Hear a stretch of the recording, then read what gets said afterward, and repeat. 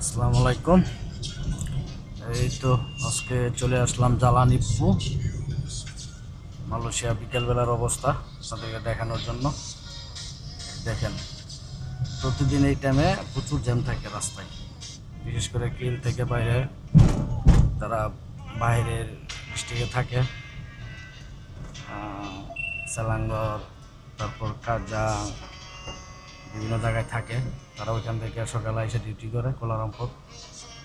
তো 4টা-5টার দিকে অফিস তো বন্ধ হয়ে যায়। অফিস বন্ধ হওয়ার পরে সবাই একসাথে বাইরে হয় বাসায় যাওয়ার জন্য। এই কারণে রাস্তায় এই টাইমটাতে প্রচুর জ্যাম থাকে। এই জ্যামটা শুরু হয় 4:30 থেকে সন্ধ্যা 7টা-8টা পর্যন্ত। সন্ধ্যা 7টা পর্যন্ত জ্যাম থাকে, 7টা-7:30 পর্যন্ত রাস্তায় জ্যাম থাকে। এরপরে রাস্তা আবার ফ্রি হয়ে যায়, রাস্তায় জ্যাম থাকে না। সেম সকালবেলা এরকমই থাকে।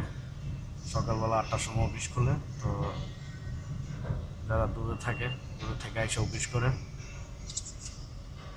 ওই টাইমটাতে এই অফিস করার কারণে জ্যাম থাকে। জ্যাম থাকলেও সেরকম জ্যাম না, আমাদের বাংলাদেশের মতন না যে 1 ঘন্টা 2 ঘন্টা রেট, এরকম না। এই কিছু সময়ের জন্য জ্যাম থাকে, তবে গাড়ি চলতে থাকে, স্লোলি গাড়ি চলতে থাকে। এই দেখেন, আমিও আস্তে আস্তে যাইতেছি এখন। আমারও ওই টাইমে আজকে বেরোতে ইচ্ছে।